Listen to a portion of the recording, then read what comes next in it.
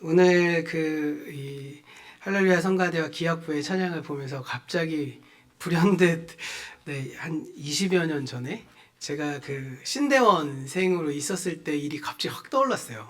예. 그때 이제 1년에 한 번씩 목후생 교육이라고 한 주 교회 탐방을 하는 프로그램이 있었거든요. 이제 제가 어린 시절부터 잘 알았던 교회였지만 그래도 그 시기에 이제 서울에 있는 삼성동에 정락교회라는 교회가 있었습니다. 그 교회 담임이 장빈 목사님이셨어요. 혹시 아시는지 모르겠는데 당시 저희 교단에서 그래도 CCM 쪽에서 굉장히 유명하신 분이셨거든요. 그래서 CBS에서 장빈의 가스펠 아워 이런 거 진행도 하셨고 이랬던 분이 목사님이셨는데, 그 목사님이 이제 목회 계획에 대해서 서로 얘기를 하다가 불현듯 그냥 탁 나오신 말씀인데 제가 그걸 확 잡았던 기억이 나는데요. 그 목사님 뭐라고 말씀하셨냐면, 교회는 프로를 지향하는 아마추어들의 모임이다, 이렇게 말씀하셨어요. 그래서 제가 맞다, 다 프로가 될 수 없지만 우리는 프로를 지향하는 그런 아마추어들의 모임이 교회가 돼야 되는 거 아닐까라는 생각을 하면서 그래, 그런 교회면 참 좋겠다 생각을 했는데, 절대로 우리 성가대가 아마추어라는 말이 아니고요. 우리가 프로를 지향하는 그런 너무 아름다운 모습을 보면서 정말 종종 우리 성가대와 기악부가 함께 찬양했으면 좋겠다, 이런 생각도, 부담 드리는 건 아니고요. 그리고 저희 교회 모든 활동들이 다 주님 안에서 최선을 다해서 하나님 앞에 최선의 것을 보여드리기 위한 예배, 그런 모든 행사, 이런 것들이 됐으면 좋겠다는 생각을 또 해봤습니다. 민감하신 분들은 아시겠지만 매주 예배 순서가 조금씩 바뀌고 있는 거 아시죠? 그래서 불편하신 분들도 계실 거고, 지난주가 더 난데, 이번 주가 더 괜찮은데 하고 계실 수도 있으실 겁니다. 그래서 저희가 이제 이것저것 조정해보면서 최적의 어떤 모습을 만들어 보려고 또 자꾸 바꿔내고 있는데, 그럼에도 불구하고 저한테 불평의 소리가 한 번도 안 들려오는 게 저 사실 좀 놀랬거든요. 제가 마음의 각오를 하고 있었는데 그런 얘기들이 너무 안 들리고, 그래도 예배에 너무 감사하게 참여해 주셔서 정말 굉장히 감사드리고, 또 이제 좀 더 우리가 하나님 앞에 우리의 보시기에 좋은 예배를 만들어내는 그러한 교회가 되고, 또 그러한 예배 시간이 되기를 또 기도해 주시고 관심 가져주시길 부탁드립니다. 말씀 시작하도록 하겠습니다. 오늘부터 이제 구체적으로 노아의 방주에 대한 이야기를 합니다. 노아의 방주는 사실 종종 교회를 가리키는 비유로 많이 사용되죠. 방주에 탄 사람들이 노아의 홍수에서 구원을 받은 것처럼 교회에 속한 사람들이 이 종말의 심판에서 구원을 받을 것이기 때문에 교회는 구원의 방주다라고 이렇게 많이 이야기합니다. 실제로 그러한 어떠한 지점들이 있죠. 그렇게 해석할 여지들이 참 많이 있습니다. 그래서 한국교회는 특이하게 이 방주의 어떠한 이미지, 혹은 방주의 어떠한 그런 이상향을 꿈꾸는 그런 교회들이 많은 것 같아요. 그래서 이제 제가 인터넷으로 예전에 학교에서 애들 가르칠 때 검색을 좀 해봤더니, 방주라는 이름이 들어간 교회도 무지하게 많고, 심지어 교회 건물도 이런 노아의 방주를 형상화해서 그 모티브를 따서 교회 건물을 건축하는 교회들도 꽤 많이 있습니다. 그런데 더 나아가서는 심지어는 인천인 것 같은데 어디 한 교회는 아예 교회가 배 모양으로 돼서 방주화된 교회가 있긴 한데, 사실 그건 좀 죄송스러운 말이지만 성경을 잘 몰라서 그렇게 지으신 것 같습니다. 이 방주라는 것 자체가 그냥 상자, 아크잖아요. 물에 떠다니게만 만드는 상자인 것인데 아예 교회를 배 모양으로 만든 교회들도 있더라고요. 그런데 한국 교회가 왜 이렇게 노아의 방주의 모티브를 따서 교회도 짓고 이름도 만들고 이렇게 하는가라고 봤을 때, 그것은 아마도 이 교회의 사명에 대한 인식과 방주라는 이미지가 이렇게 연결되어서 그런 것 같습니다. 주님이 오시기 전에 한 사람이라도 더 많이 구원의 방주에 태워서 많은 사람을 구원의 길로 이끌어야 한다는 이러한 교회의 사명을 가지고 이 방주라는 이미지와 함께 연동이 되어서 아주 상징화된 것이죠. 그런데 성경 말씀을 가만히 잘 보시면 우리가 지금까지 말씀드렸던 이 방주에 대한 내용과 노아의 방주는 사실 많이 다릅니다. 네. 그래서 이 방주에 대한 개념이 오히려 방주, 그리고 이 홍수로 인해 사람들이 살아남고 이렇게 얘기하다 보니까 해석이 그렇게 된 거지. 사실상 창세기에 나오는 노아의 방주와 오늘날 한국 교회가 말하는 이 구원의 방주로서의 그 내용은 조금 다르다는 것이죠. 먼저 노아의 방주는 가만히 보시면 다른 사람이 탄 게 아니라 노아와 그의 가족만 탔죠. 예, 하나님께서 이 노아에게 방주를 만들라고 지시했을 때 오직 노아와 그의 가족이 탈 계획을 세워서 만드신 것이 노아의 방주였습니다. 그러니까 하나님은 다른 사람들을 그 방주에 태울 계획이 없으셨다는 거예요. 그래서 홍수 이야기에서 하나님께서 노아에게 많은 사람을 불러서 방주를 채우라고 명령하셨든지, 아니면 노아가 안타까운 마음으로 더 많은 사람들에게 방주를 같이 타자고 권하고 막 애쓰는 내용들이 성경에는 나오지 않습니다. 오직 노아와 그의 가족만 방주에 타고 구원을 받았다는 거죠. 이와 같이 방주는 많은 사람을 구원하는 교회 사명과는 사실상 별 관계가 없어 보인다는 겁니다. 그리고 두 번째로 노아의 방주에는 사람뿐만 아니라 많은 종류의 육상동물과 새들이 함께 탔습니다. 그러니까 사람만 구원하시는 것이 아니라 동물도 함께 구원하는 목적이 바로 방주였다는 것이죠. 심지어 면적으로만 따져도 방주에 들어가는 동물들이 어떻게 보면 그들이 차지하는 공간이 노아의 가족들이 차지하는 공간보다 훨씬 더 컸습니다.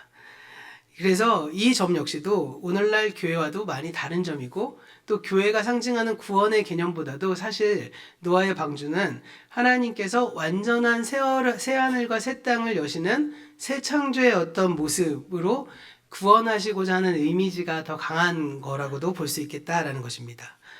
이렇게 하나님은 오직 노아와 그의 가족을 방주로 구원하셨습니다.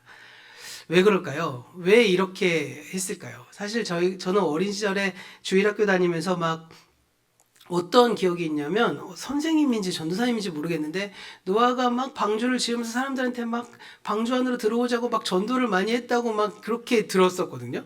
그래서 그렇게 생각을 했었는데 성경을 나중에 쭉 읽어보니까 그런 내용이 하나도 없더라고요. 그래서 도대체 이게 왜 그럴까? 왜 딱 그 노아와 그의 가족만 구원받고 나머지는 다 구원받지 못했을까? 이것은 사실 요한계시록과 비교해서 읽으면 좀 더 우리가 왜 이 지점을 그렇게 썼는지 우리는 이해할 수가 있다는 것입니다. 요한계시록도 가만히 보시면요, 회개하는 사람이 단 한 명도 나오지 않습니다. 아십니까? 회개하는 사람, 회개하고 있는 사람이 나오지 않고요, 요한계시록에도 구원받는 사람과 심판받는 사람 이렇게 딱 나옵니다. 그러니까 이 이야기는 사실 이 노아의 홍수와도 아주 관련되어 있는 이야기인데, 왜 그러냐? 그 이유는 이 요한계시록도 그렇고 노아의 홍수도 그렇고 이 모든 것이 구원의 마지막 심판의 시점을 그리고 있는 장면이기 때문입니다. 그러니까 이 노아의 홍수 이야기, 요한계시록의 이야기에도 이 묵시문학과 비슷하도록 이 구원의 이분법, 그러니까 선과 악의 이분법이 분명히 나타난다는 것이죠. 구원받는 사람과 구원받지 못한 사람, 선한 사람과 악한 사람, 이렇게 나누어진다는 것입니다. 그런데 오늘날 우리가 살아가고 있는 이 세상은, 우리의 삶의 모습은 이렇게 선과 악의 이분법이 완전히 나오지 않잖아요. 선한 사람이 있고 악한 사람이 있다고 해서 그 선한 사람이 완전 선이고 악한 사람은 100% 완전 악이냐? 그렇게 보이지 않죠. 저희도 사실은 선과 악이 섞여져 있지 않습니까? 어느 날은 프로테지가 선이 좀 더 많아졌다가 어떤 때는 악이 좀 더 많아지고, 네, 그러지 않습니까? 네, 내가 마음에 여유로워지고 배가 부르고 행복할 때는 선이 확 많아졌다가 배가 고프고 민감해지면 악이 점점 많아지는 것 같기도 하고, 우리의 자녀들이 이렇게 저희를 속상하게 하면 이 악의 게이지가 높아지는 것 같다가 말을 잘 들으면 이렇게 선이 높아지는 것 같고, 우리의 삶을 보면 선과 악이 혼재되어 있다는 것이죠. 완전히 선한 사람도 없고 완전히 악한 사람도 없습니다. 그런 측면에서 누가 완전히 구원받을 사람인지 누가 구원받지 못할 사람인지 구별하기도 상당히 어렵습니다. 그런데 이러한 사실이 우리에게 소망이 되는 이유가 있겠죠. 바로 무엇입니까? 우리에게 아직은 회개할 기회가 남아있다는 것입니다. 그러니까 하나님께서 심판하시는 그날 선과 악이 완전히 갈라지고 이 구원받을 사람과 심판받을 사람이 완전히 정해지기까지 아직 우리에게는 시간이 남아있다라는 기회가 남아있다는 것을 상징적으로 보여주는 것입니다. 왜냐하면 지금은 은혜의 시대이기 때문입니다. 하나님은 모든 사람에게 은혜를 베푸시고 그래서 모든 사람이 회개하고 돌아올 기회를 허락하십니다. 그러나 성경은 이러한 은혜의 시대가 영원히 이어지지 않을 것임을 분명히 보여주고 있다는 것이죠. 역사의 어느 시점, 어느 지점에 이르면 하나님께서 그 은혜를 거두어 가실 때가 있다는 것입니다. 그래서 은혜를 받아들이는 사람은 영원히 은혜를 입을 것이고 은혜를 거부하는 사람에게는 하나님께서 그 은혜를 거두어가는 일들이 일어난다는 겁니다. 그런 점에서 묵시문학은 은혜를 인정하는 사람과 은혜를 거부하는 사람 이렇게 분명히 둘로 나뉘게 될 종말의 마지막 그림이 그려져 있기 때문에 회개하고 있는 사람의 모습이 나오지 않고 있는 것이죠. 바로 이 지점이 노아의 홍수 이야기와 묵시문학의 닮은 점인 것입니다. 노아의 홍수 이야기는 묵시문학처럼 역사의 마지막 단계를 그리고 있기 때문에 거기에는 구원과 심판의 이분법이 아주 선명하게 담겨져 있어서 구원받을 사람과 심판받을 사람이 명확히 그려지고 있는 겁니다. 그래서 어떠한 신학자는 노아의 홍수 이야기는 창세기의 종말론이다 이렇게 표현하기도 했습니다. 그런 점에서 우리가 이 말씀을 통해서 창세기가 그리고 있는 노아의 홍수의 이야기를 통해서 보여주는 이 종말이 무엇인지 그리고 이 종말의 때 우리가 아직 임하지 않은 종말의 시기를 우리가 어떻게 살아가야 될지 이 두 가지 측면에서 우리가 개괄적으로 생각을 하고 그 다음에 다음 주부터 좀 더 선명하게 보실 필요가 있다는 겁니다. 그런 점에서 오늘 우리에게 완전히 임하지 않은 그 종말의 시간 그래서 아직은 은혜의 기회, 이 은혜의 기회를 우리가 어떻게 살아내야 할지도 중요한 초점이지만 그보다 먼저 이 종말이 무엇이고 하나님의 종말이 뜻하는 뜻이 무엇인지를 우리는 생각해야 한다는 것이고요. 그것이 노아의 홍수를 통해서 종말이 어떻게 그려지고 있는지를 우리가 보아야 한다는 겁니다. 창세기의 노아의 홍수를 이야기를 통해서 보여주는 종말이란 다른 것이 아니라 창조 이전의 상태로 돌아가는 것을 그리고 있습니다. 창세기 1장에 그려지는 한 주간의 창조 이야기를 다시 한번 떠올려 보시길 바랍니다. 창세기 1장 2절은 창조 이전의 모습을 묘사하는데요. 하나님께서 창조하시기 전에 땅은 혼돈하고 공허하며 어둠의 깊음, 곧 이 어둠의 깊음이 어둠의 깊은 물이라고 전에 말씀드렸습니다. 깊은 물을 히브리어로는 트홈이라고 하는데 트홈 위에 있고 하나님의 영이 물 위에 움직이고 있었다라고 말하고 있습니다. 땅속 깊은 곳에 있어야 할 이 트홈의 물들이 땅 위로 올라가서 지표면 전체를 덮고 있었다는 것이죠. 그리고 이 칠흑 같은 어둠 속에 갇혀 있어서 아무것도 보이지 않고 있는 상태, 이 상태가 창조 이전의 혼돈의 상태였습니다. 그런데 그러한 혼돈의 상황에서 하나님께서 첫날 빛을 창조하시고 빛과 어둠을 나누셨습니다. 그리고 둘째 날에는 궁창을 창조하셔서 궁창 위의 물과 궁창 아래의 물로 나누어 주시고 그래서 지표면에서 덮고 있었던 물을 쭉 밀어내주시는 창조의 역사를 보여주고 있습니다. 그래서 물 가운데 일부는 지표면 위로 올라가서 궁창 위에 속해 있었고 일부는 지표면 아래로 내려가서 트홈의 물이 되었다는 것이죠. 그래서 고대인들은 이 지표면에 있는 바다 혹은 강 혹은 모든 물줄기들이 이 트홈 그러니까 깊음의 물과 연결되어 있다고 생각했습니다. 그 가운데 그러면 궁창 위 아래의 물을 트홈이라고 했다면 궁창 위의 물을 뭐라고 상징했느냐? 바로 그 히브리어 원어가 하맛불이라는 단어입니다. 이 단어는 시편 29편 10절에 나와 있는데요. 이 말씀을 우리 화면을 보시면서 함께 읽어보도록 하겠습니다. 여호와께서 홍수 때에 자정하셨으며 여호와께서 영원하시도록 왕으로 자정하시도다. 여기 첫 문장에서 주님께서 이 홍수 때 그러니까 이 범람하는 홍수 위에 좌정하신다라고 말하고 있죠. 여기서 이 홍수라고 쓰인 단어가 바로 하맛불입니다. 그러니까 노아의 홍수가 뭐냐라고 하면 창조 후에 궁창 위에 있었던 그 물 하맛불이 땅에 쏟아져 내린 사건 그리고 트홈의 물이 땅 위로 올라온 사건 이 사건을 가지고 이 이야기하고 있는 것입니다. 제가 어린 시절에 무슨 위인전을 봤는데 그 누군지는 기억이 안 나는데 이 노르웨이의 한 과학자였던 것 같아요. 그 친구가 어렸을 때 이 성경책을 보면서 이 40일 밤낮으로 비가 내려서 홍수가 났다고 했는데 자기네 나라를 보니까 40일은 뭐 우습죠. 막 60일, 70일, 80일 계속 비가 오는 거예요. 그래서 선생님한테 선생님 왜 우리는 이 성경책보다 더 많이 비가 오는데 왜 우리는 홍수가 안 나요? 이렇게 물어봤던 이 내용의 글을 보면서 제가 그 책을 동화책을 보면서 우와 얘는 진짜 천재인걸? 어떻게 이렇게 생각했지? 뭐 이랬던 기억이 납니다. 그런데 나중에 성경을 다시 보니까 비만 내려서가 아니라 궁창 위의 물, 하 맞불이 내려 쏟아지고 트홈의 물, 깊은 물이 올라와서 이 지표면을 덮고 있는 홍수가 나타났다라고 성경이 쓰여 있는 것을 본 적이 있습니다. 자, 창세기 7장 11절과 12절이 그것을 조금 더 자세하게 설명하고 있는데요. 11절과 12절의 말씀 우리가 함께 읽어보도록 하겠습니다. 노아가 600세 되던 해 둘째 달 곧 그 달 11의 날이라. 그날에 큰 기품의 샘들이 터지며 하늘의 창문들이 열려 40주야를 비가 땅에 쏟아졌더라. 이 큰 기품의 샘들, 땅속에 있는 깊은 곳에서 큰 샘들이 모두 터졌습니다. 직역하면 트홈의 샘들이 터졌다라고 말하는 것이고요. 하늘에서는 창문이 열렸습니다. 제가 이 큰 기품의 샘들이 터졌다라고 했을 때 이미지가 전혀 안 떠오르는 거예요. 물이 막 터져서 쫙 하는 거, 이게 무슨 이미지? 어떤 이미지지? 생각을 했는데, 제가 글쎄, 이 보령에 와서 그거를 이미지로 딱 느끼게 됐습니다. 저는 진짜 무식하게도 이렇게 밀물과 썰물이 이렇게 오면 물이 이렇게 와갖고 이렇게 채워지는 걸로 생각했거든요. 근데 어느 날 제가 이제 카페에 가갖고 이렇게 앉아서 있는데 막 물이 밀려 들어오기 전의 현상이 땅에서 물이 막 조금씩 올라오더라고요. 저는 전혀 몰랐어요. 예, 그래갖고 물이 막 올라오면서 이 물이 이렇게 오면서 깊어지는 걸 보면서 샘이 터지는 게 저런 느낌인가? 뭐 이런 생각도 좀 해보게 됐습니다. 오늘 제가 약간 TMI가 참 많네요. 큰일 났네요. 하여튼 이렇게 큰 기품의 샘들이 올라왔습니다.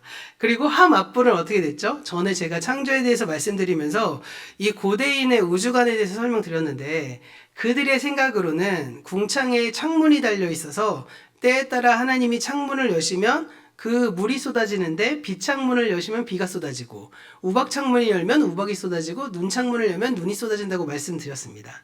그런데 그런 노아의 홍수 때 그 모든 창문이 다 한꺼번에 열렸다라고 쓰여지고 있다는 것이죠.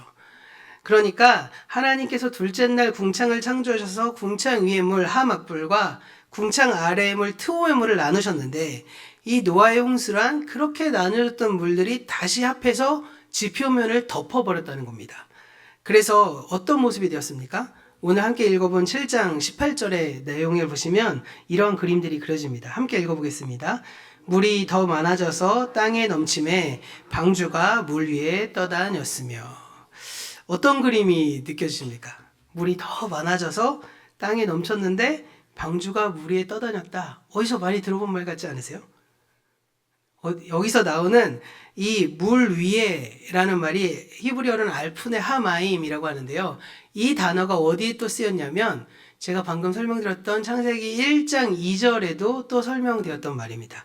1장 2절 말씀 함께 읽어보도록 하겠습니다. 화면 보시면서 1장 2절 말씀입니다. 시작. 땅이 혼돈하고 공허하며 흑암이 깊음 위에 있고 하나님의 영은 수면 위에 운행하시니라. 이 말씀과 방금 읽어본 7장 18절의 말씀이 너무 비슷하지 않으세요? 수면 위에도 알푸네 하마임입니다. 창세기엔 딱 이 두 군데에서만 쓰여지는 것이죠. 그렇기 때문에 이것은 의도적으로 노아의 홍수의 장면이 창조 이전의 모습과 아주 닮아 있음을 상징적으로 쓰고 있는 말입니다.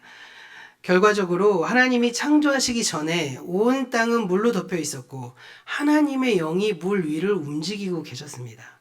그런데 노아의 홍수가 일어나서 온 땅이 다시 물로 덮였고 하나님의 영이 수면 위에 운행하는 것처럼 노아의 방주만이 물 위를 떠다니고 있는 상태. 이것이 바로 창조의 이전으로 돌아가는 것이 노아의 홍수의 결과였다라고 성경은 말하고 있는 것이고요. 그런 점에서 창세기의 종말은 다른 것이 아니라 창조 이전의 상태로 되돌아간 것이다. 이렇게 보시면 되는 겁니다. 결과적으로 6장 5절 이하에서 서술된 대로 하나님께서 이 땅에 사람을 지으신 일들을 돌이키기로 결정하셨고 창조 이전의 상태로 되돌아간 사건이 바로 노아의 홍수의 결과물이었던 것이죠. 그런데 제가 이 부분에 대해서 말씀드렸을 때 이것이 단순한 창조의 취소가 아니라고 말씀드렸습니다. 왜냐하면 이어지는 이야기들이 보여주는 것처럼 물이 영원히 지표면을 덮고 있지는 않을 것이기 때문입니다. 시간이 지나면 물이 빠지고 산과 들이 드러날 것입니다. 그런 측면에서 보자면 지금 이것은 창조의 취소라기보다는 새로운 창조의 사건이다 라고 볼 수 있는 것입니다. 하나님께서 노아와 함께 새로운 인류를 창조하시고 인류와의 언약을 갱신하면서 새로운 역사를 시작하시기 위한 것, 이것이 바로 새로운 역사로 리셋하신 것입니다. 그리고 더 자세히 살펴보시면 이 홍수의 심판의 범위 역시도 모든 창조의 영역에 미친 것은 아니라는 사실 역시도 발견하게 됩니다. 노아의 홍수로 인해 모든 동물들이 다 죽은 건 아니었죠. 물론 방주에 탄 동물들은 살았겠지만 그것 외에도 방주에 타지 않은 동물도 산 동물들이 있습니다. 누구죠?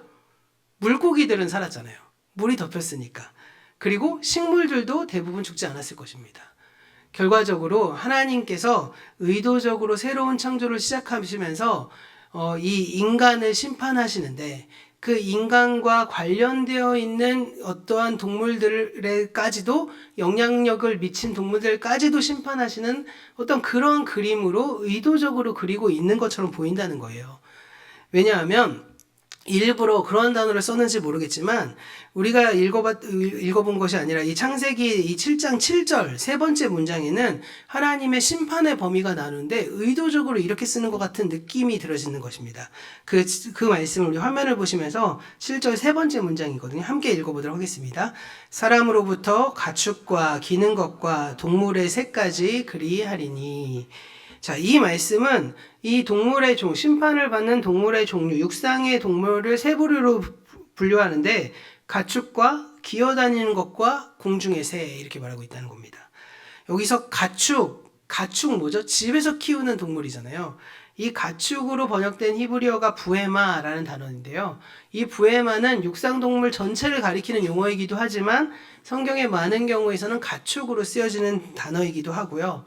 오늘 이 말씀뿐만 아니라 6장 20절과 7장 2절, 8절에서도 같은 부류로서 사용되는 경우들이 나오고 있다는 것입니다. 그러니까 이 말씀은 이 모든 하나님께서 모든 동물을 다 죽인 것이 아니라 가축만 죽였어 이 말을 하고 있는 건 아닌데 이 말씀을 통해서 하나님의 심판의 범위가 인간과 하나님의 관계 속에서 진행되고 있는 것에 뉘앙스로 지금 쓰여지고 있는 것이 아니냐. 그래서 육상동물의 대표격으로 그냥 가축이란 용어를 쓰고 있는 것이 아닌가 이렇게 생각한다는 것입니다. 결과적으로 가만히 보면 노아의 홍수는 전 지구적인 어떠한 심판이었지만 사람의 죄악으로 인한 거였잖아요. 그럼 사람의 죄악이 무엇이었습니까? 지금까지의 말씀을 정리해보면 인간이 창조주 하나님의 은혜를 인정하지 않고 죄의 지배를 끌어들인 결과로 그리고 확산되었고 그 확산된 것으로 인해서 이 전지구적으로 하나님의 뜻이 아닌 이 세상의 지배, 사탄의 지배가 끌어들여진 결과로서 나타나는 것이었습니다. 그런 점에서 이 하나님의 어떤 인간의 어떤 잘못, 하나님과의 관계성에 대한 측면을 강조하기 위해서 이런저런 어떤 내용의 뉘앙스들이 계속 보여지고 있고 성경에 쓰여지고 있다는 것이죠.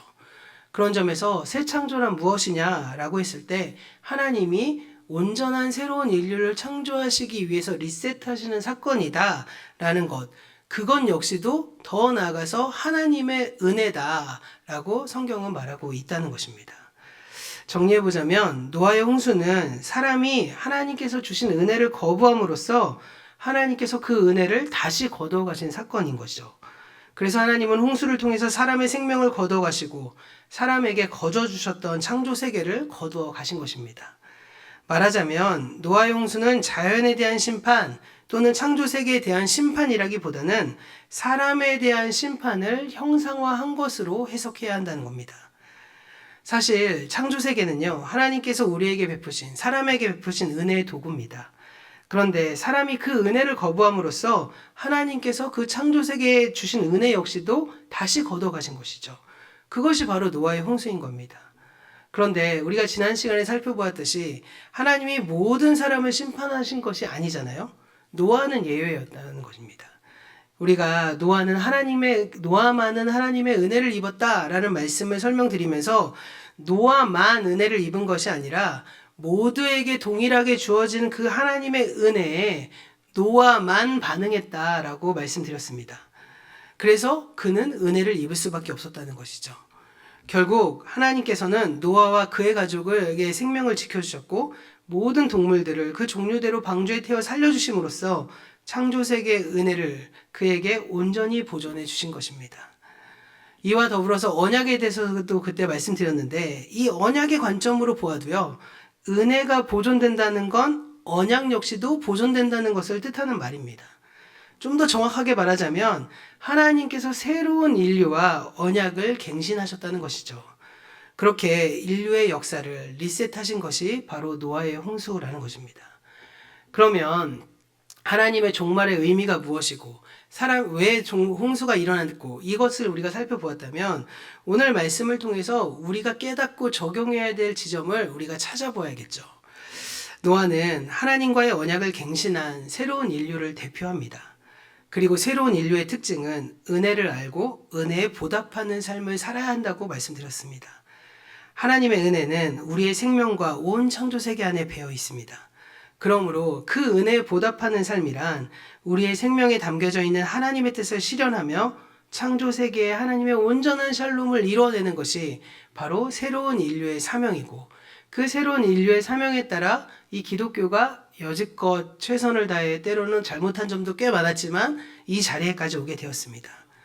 그런데 그러면 오늘의 이 시점, 오늘날에 우리가 오늘 말씀을 적용하는 이 시점은 어떤 상황이라고 보면 될까요?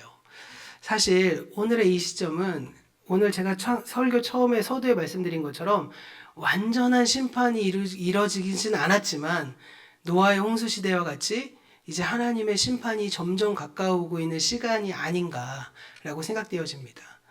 인간이 해놓은 모든 일들, 하나님의 주되심을 거부하고 하나님의 죄의 지배를 온 땅에 확산시키는 그 사건이 변함없이 오늘 우리에게도 여전히 지속되고 있고 그 지속된 사건이 때로는 전쟁으로, 때로는 기후위기로, 때로는 가난과 기아로 수많은 일들이 깨어진 세상이 나타나고 있는 것이 오늘의 현실이라고 볼 수 있겠습니다.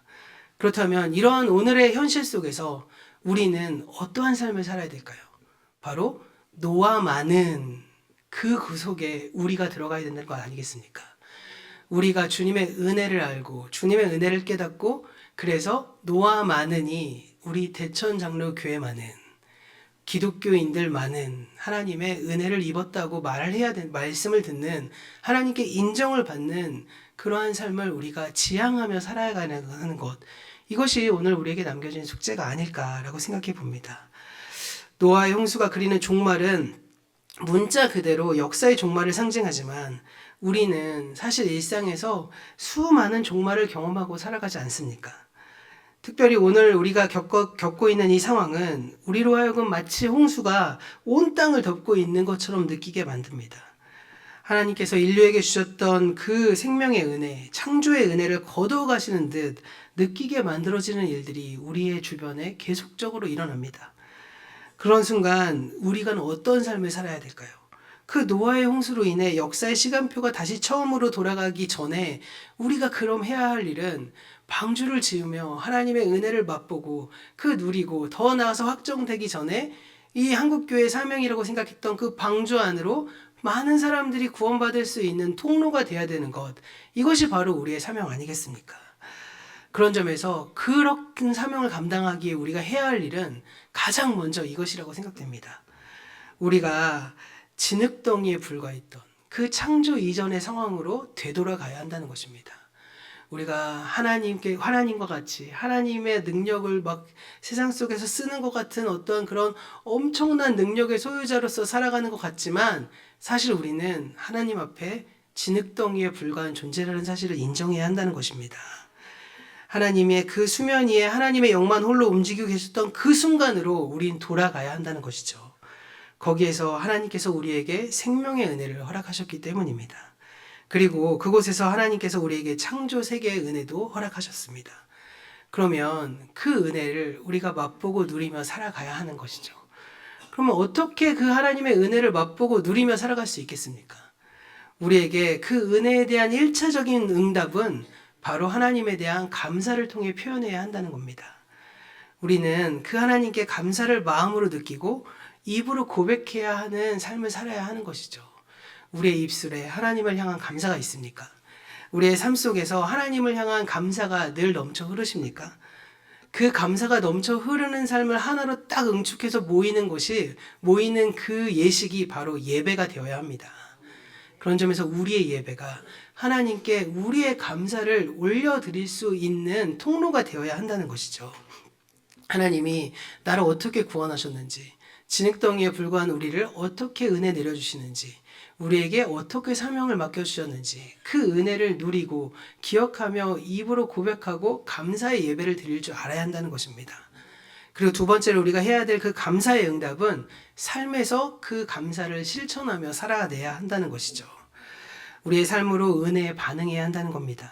그것은 하나님께서 하나님의 은혜가 우리의 삶으로 이끌어 가시도록 우리가 직접 하나님 앞에 그분의 은혜 안으로 들어가야 하는 겁니다.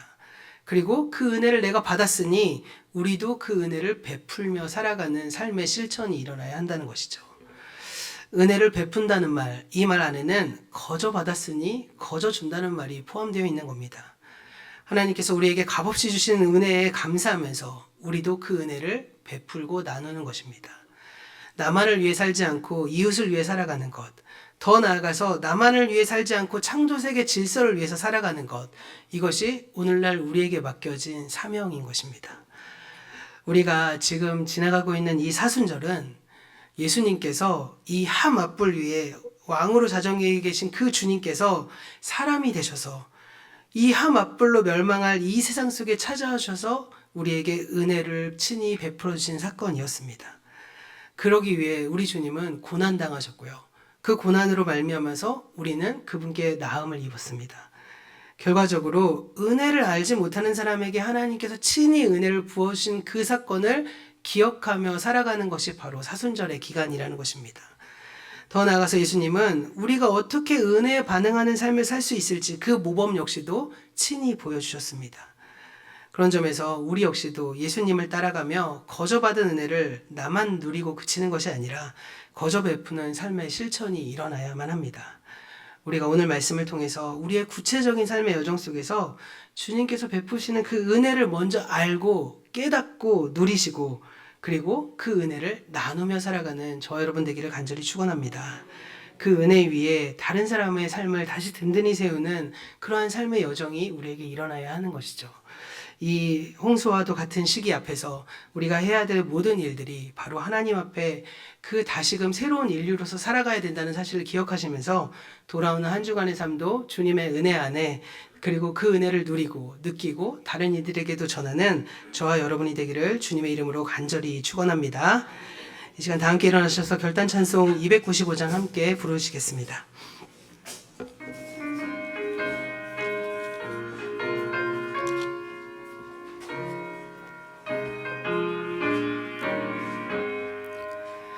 큰 죄에 빠진 나를 주 예수 건지사 그 넓은 품에 다시 품으신 은혜는 저 바다보다 깊고 저 하늘보다 높다 그 사랑 영원토록 나 찬송하리라. 날로 더욱 귀하다 날로 더욱 귀하다 한이 없이 넓은 우리 주의 사랑